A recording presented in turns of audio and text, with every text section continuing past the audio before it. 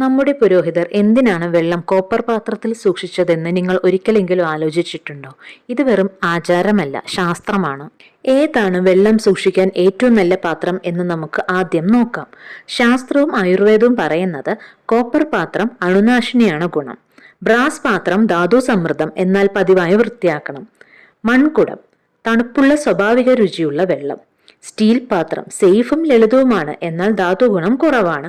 അതുകൊണ്ട് തന്നെ നമുക്ക് കോപ്പർ പാത്രമാണ് ഏറ്റവും യോജിച്ച വെള്ളം വെക്കാനുള്ള പാത്രം.